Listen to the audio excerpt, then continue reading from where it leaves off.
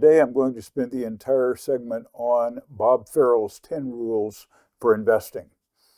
I want to thank my friend Roger Schreiner for sending me this, and I just thought I would use it. It was just very appropriate, and I look forward to showing you these. I'll talk about them and give you my comments. My name is Ben Reppond.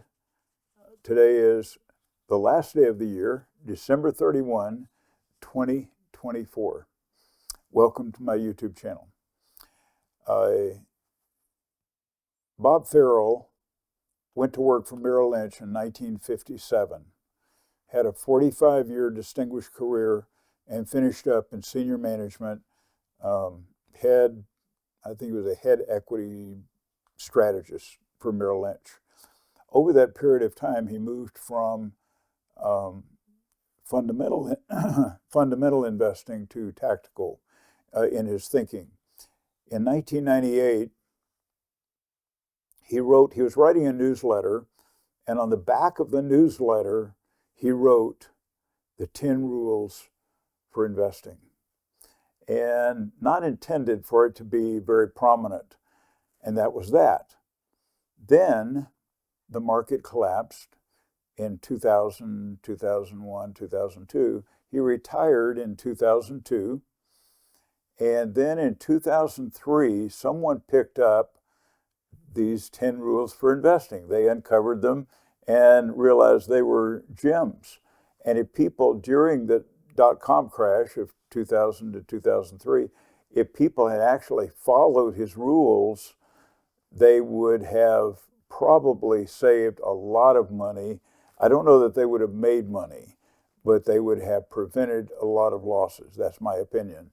Anyway, they uncovered them and began publishing them, and then it became known that these 10 rules for investing, attributed to Bob Farrell, became fairly prominent. And you may not have heard of Bob Farrell. He's not a big name. He didn't try to be a big name. But there are people, a lot of people, who know about these. So I thought I would cover them because we're at a point where at the end of the year, we're looking at 2025. There are people who are saying, there are certainly people who are saying the market is going to keep on going up. But as of the latter part of December, the market is starting to struggle. Is it going to go down? Of course, I don't know that. But I thought as we look into 2025, there are some people who are saying it's going to be a challenging year for investors. So with that, I thought it would be appropriate. As I read through these, I thought, man, this is really good. These are good advice for investors to take a look at this, decide if it fits you or which ones fit you, and how it might be helpful. First, I want to cover how investors do relative to the market. I think this is a chart, I think this is individual investor performance, not advisors. Now, if you said advisors, hey, they may do just as bad as this. I don't know. I don't doubt that. But when you look at this chart, the blue bars to the right, blue bars are the S&P 500. The green bars to the left of those are investor performance. This is from, I think it's Individual Investor magazine. And, it's realinvestmentadvice.com. And then the red bar to the right is the difference between those two. So if you focus on the red bar, that's the degree to which investors underperform the S&P 500 over 12 months, 3 years, 5 years, 10 years, 20 years, 30 years. Over all of that period of time, look at that last one. Over 30 years, how much investors underperform the S&P 500. Wow, that's a lot. Got to be frustrating. So from that, I wanted to jump into Bob Farrell's rules for investing. So there's some detail here, and I'm going to cover this so you can look at it or not. But the first one is markets tend to return to the mean over time. So if you think of the market, let's just say it goes up. When it goes up, if it's a moving average, it's pulling the index or the performance up. And to the degree to which the investment portfolio exceeds, let's just say, use the moving average as an example, the degree to which it exceeds that is the degree of overperformance. But let's call not a flat line, let's call the moving average, we could say the 50-day moving average, for example, the degree to which it exceeds that, what this is saying is it's going to revert, come back down to that moving average, to the mean, if you will. And then that's when it gets overextended in one direction or the other. So then, and then when it goes down, the same thing. That means the stock or the index is pulling the moving average down, and then it will tend to go back up, and eventually we'll get to the mean. Excess moves in one direction will lead to an excess move in the opposite direction.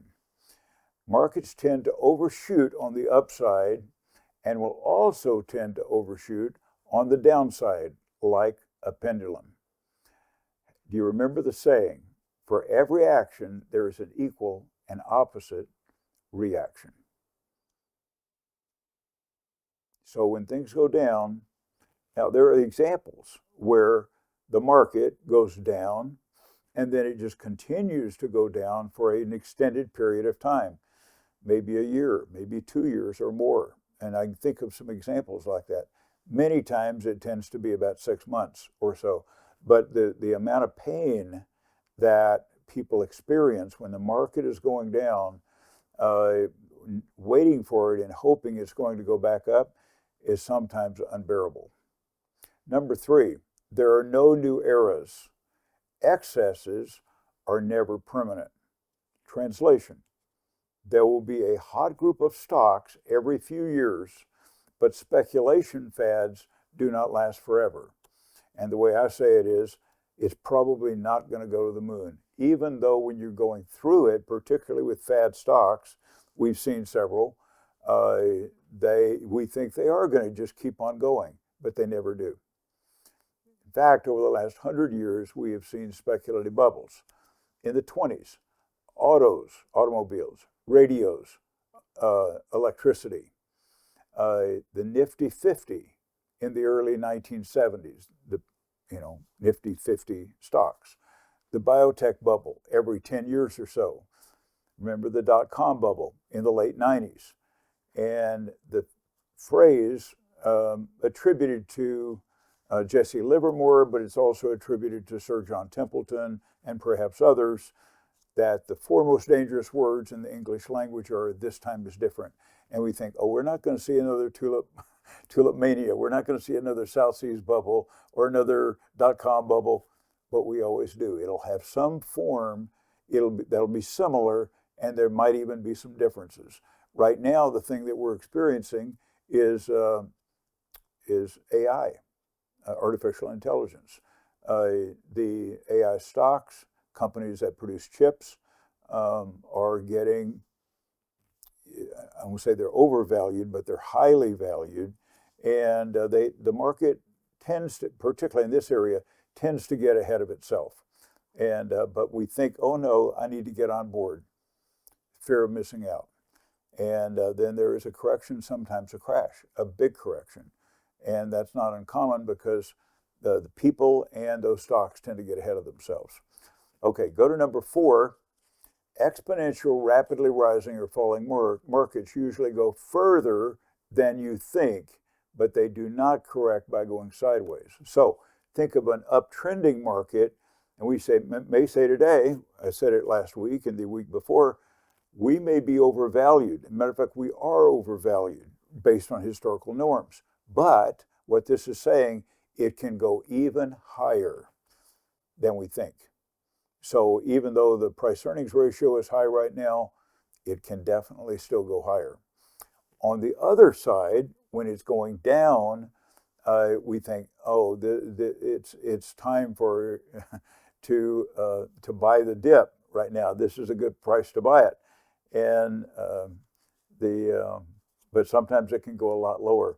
I remember I was playing golf. This was in 2007 or 8. I think it was 2008. I was playing golf, And it was hosted by Bank of America, actually. And they were, and I was playing with some people, and they were saying, at that time, the stock had gone from, it was up in the 50s or 60s, something like that. And it had gone down. At that time, I think it was around 20 or 30. I mean, it had dropped like in half. And so these guys I was playing with were talking about, and they weren't from Bank of America, but they were talking about the idea that this would be a good place to buy it, or if it drops a little bit more, I'm going to buy it.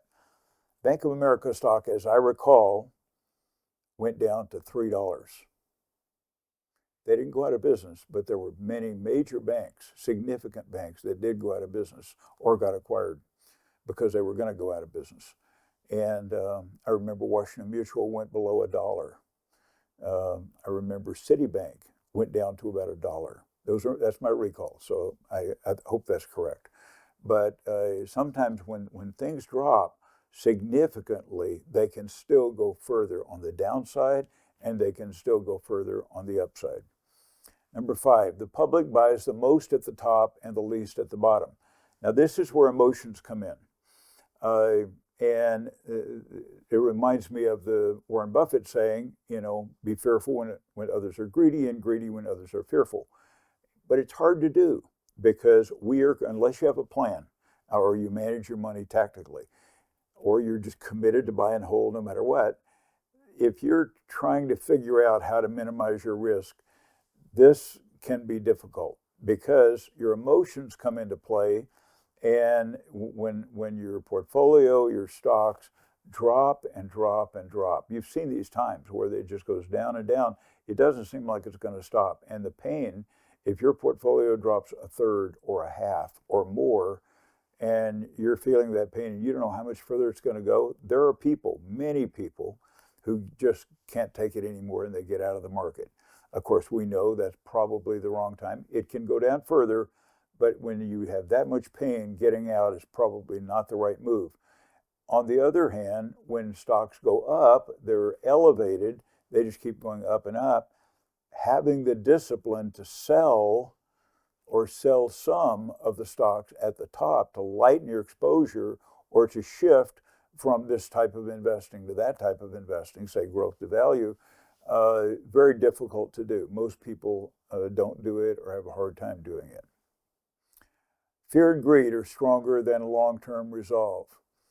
Again, back to emotions. The stock market is made up of two emotions, fear and greed, or some combination thereof. So those are the two goalposts. Most of the time, most of us are somewhere between those two, some combination of fear and greed. And it is hard to put those aside and say, I am resolved that I'm going to stay with my portfolio, or I'm going to stay with my methodology no matter what. And then if things don't go as you planned, and sometimes they don't, then do you have the commitment, the resolve to override your emotions?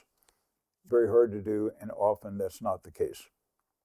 Number 7, markets are strongest when they are broad and weakest when they narrow to a handful of blue chip names. Now I want to comment on this. When they say broad, what that means is a broad mixture of stocks. So large cap, small cap, value, growth, international, and when they're all moving together, that means you have broad market participation. However, the market itself becomes weaker or weakest when you have just a handful of names. We've called those the Magnificent Seven. You could even say the top 10, something like that. Those are what have been driving the market for the last 2 or 3 years. And so, and then blue chip. Now, when this was written, blue chip were the darlings, really. And so they would say blue chip. Today, we might say tech stocks, or even as far as to say AI stocks. When that is driving the market, which it has a lot this year and last year, when that's the case, that is a sign that the market is weak, even though the market doesn't look weak. Number 8, bear markets have 3 stages. sharp down, reflexive rebound, and a drawn out fundamental downtrend. Now, he's writing this in 1998. He did not know, I don't think he knew, that the dot-com bubble that he was in 98 was going to burst in 2000 and decline for about 3 years. But the bear markets start with that sharp drop down. And you can go back to all of the bear markets in the past. They all start with that. And then they try to go back up because they're used to buy the dip. They're used to goes down, let's buy it here, goes back up. It can't sustain itself, and then it collapses again. 2022 was like that. 2008 was like that. Most markets are like that. And but really the drawn out fundamental downtrend does continue until the market is completely exhausted or the prices become so attractive that the buyers come in. Number 9, when all the experts and forecasts agree, something else is going to happen. So do you know why I don't have a TV? Well, several reasons. I got rid of my TVs, but several reasons. But one of the reasons is that my temptation was to leave the TV on. Of course, I leave it on the financial channels, CNBC and Bloomberg. And when I do that, I'm listening to the blah, blah, blah, the chatter from the talking heads. And then they bring on all their guests, experts, forecasters, big names. And when those people agree, and oftentimes they do, that when the market's going down, they will give you an argument as to why it's going down and vice versa. But when they agree, something else is usually going to happen. So be careful who you listen to, or if you listen to people at all. I prefer to not to listen to them. I'll get to that in a minute. And number 10, bull markets are more fun than bear markets. Wall Street and Main Street are in tune with bull markets more so than bear markets. Their advertisers, the people they appeal to, financial advisors, etc., they want the pundits, the experts, to talk about bull markets. And if there's bear market, they don't want that to dominate the news. Even if it should, they don't want that. So, and bull markets are more fun. And there's more bull markets than bear markets for sure. So my thought, what I do is that I do tactical investing. So I know all of this happens. These are bear market conditions that he's talking about mostly.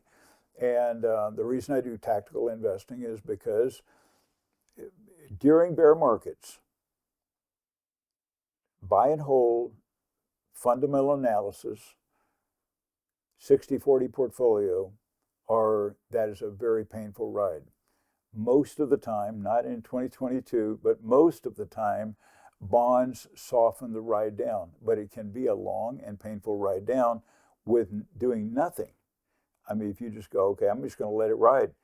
And then clients, I'm a money manager, so clients probably would call and say, why aren't you doing something? And then you have to defend your buy and hold position rather than doing something. When do you get out? When do you get back in? If you do. I know that most people do buy and hold. So I realize that I'm in the minority when I say that. But for me, it's worked well. I like it. I just like the idea that when things start to go down, you get out. Why hang around? With our new AI strategy, we actually have a methodology in there to actually short the market on those times when it's like that. When looking at our simulation and our real time, it only goes short about 9% of the time. So it is not a dominant part of the portfolio, but when that is needed, I'm glad it's there. So hopefully these 10 rules will give you some ideas on how you can deal with bear markets when they occur, and they will occur. If it's a crashing bear market, maybe some ideas to deal with that as well. So hopefully this was helpful. Today is the 31st day of December. I hope you have a prosperous new year, pleasant and happy new year, and I will see you next week. Thanks for watching.